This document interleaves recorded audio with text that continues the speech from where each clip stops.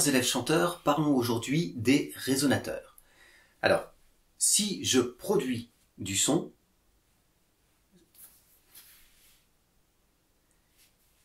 chers élèves chanteurs, parlons aujourd'hui des résonateurs. Donc, je pousse pour sortir de l'air, donc expirer, ça rencontre mes cordes vocales qui entrent en vibration, et cette vibration va se propager dans les zones supérieures, mes résonateurs. Et on va en avoir trois principaux. La base, c'est vraiment ce qu'il faut comprendre au départ, qu'on va caractériser avec les voyelles O, A et I.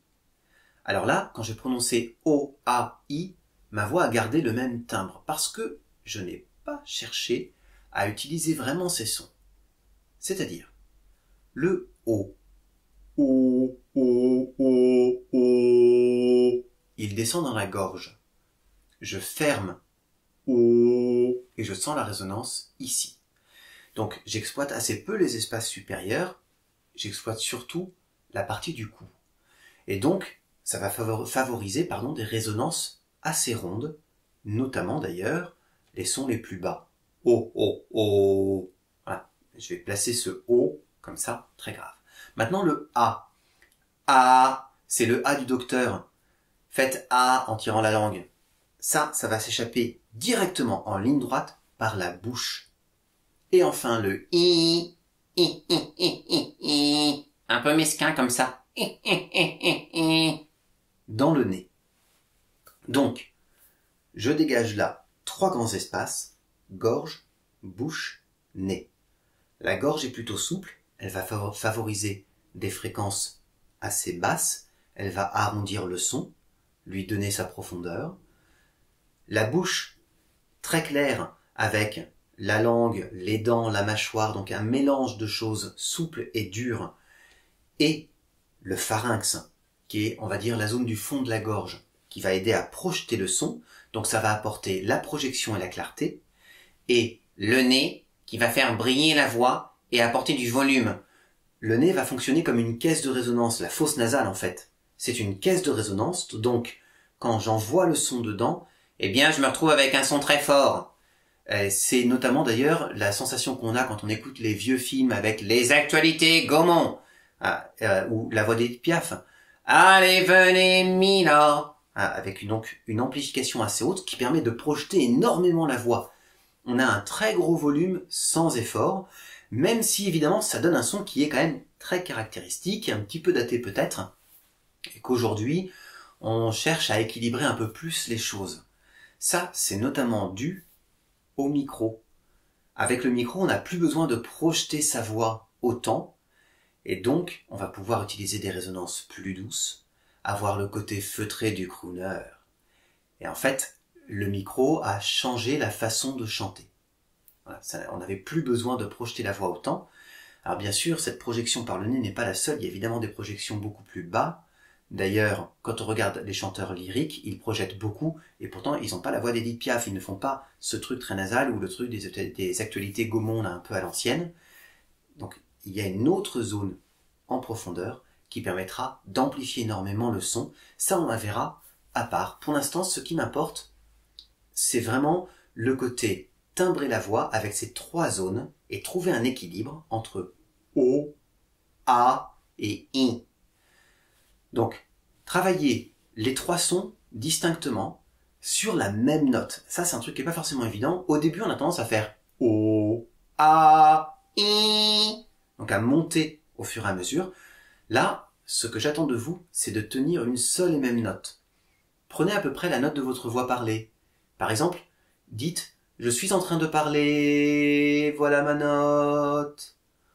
O, A, I. » Et simplement, sur la phrase, quand j'ai dit « Je suis en train de parler », vous avez vu, je ne suis pas descendu à la fin, j'ai pas fait un point.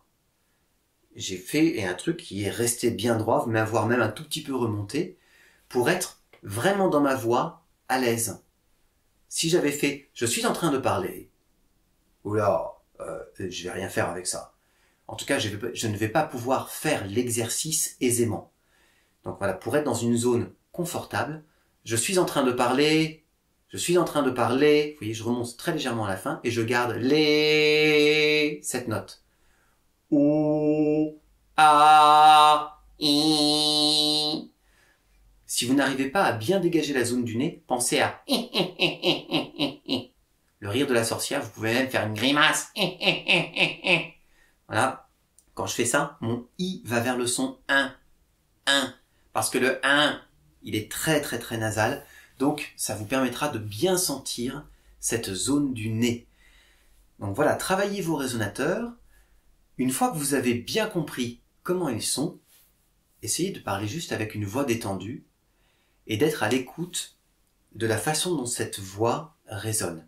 Si ma voix est vraiment détendue, alors elle a tendance à descendre un peu vers la zone du haut, et donc elle se place entre la zone du A et la zone du haut. Elle n'est pas juste dans la zone du haut, ça c'est ma voix de Père Noël. Elle n'est pas montée comme ça pour se faire entendre dans la zone du A, ou carrément dans la zone du I pour projeter du volume. Non, elle est détendue entre la zone du haut et la zone du A. Eh bien, étant donné les caractères de ces trois zones, donc la zone du haut, très ronde, plutôt douce, la zone du A claire et qui projette, la zone du I très brillante avec du volume, si je veux faire un équilibre, vous vous rendez compte qu'il va falloir que je favorise un peu le haut parce que le pauvre, il a moins de volume que le reste. Donc, comme j'ai un micro et que je n'ai pas besoin de pousser ma voix pour la projeter loin, je peux placer ma petite aiguille d'équilibre là, donc j'ai O, A, I, et bien, je vais redescendre par ici, me situer entre le A et le O, en fait, juste en dessous de ma mâchoire, c'est vraiment comme ça que je me le figure, et ça va me permettre d'avoir cette voix qui à la fois a de la chaleur, elle a quand même ce qu'il faut de projection pour être entendue, et elle brille parce que elle utilise la résonance nasale, même si je n'appuie pas dessus de façon exagérée. Voilà comment je vais pouvoir timbrer ma voix de façon équilibrée, rien qu'en parlant. Et ensuite, je vais pouvoir utiliser le même type de recette dans le chant. Simplement, le chant, ça va être une version plus ample, plus poussée, plus profonde, enfin plus de ma voix parlée, avec des ouvertures en plus, avec plein de choses.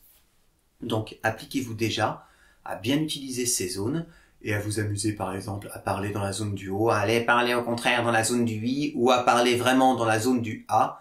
Vous voyez, on peut dans une seule phrase changer complètement le timbre de sa voix en travaillant sur l'équilibre de ces trois zones de résonance.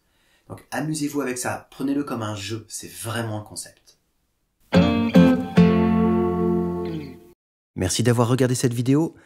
N'oubliez pas de vous exercer quotidiennement, de vous abonner à la chaîne évidemment, d'aller regarder mes autres vidéos également et de visiter mon site zikenligne toutattaché.com. À bientôt.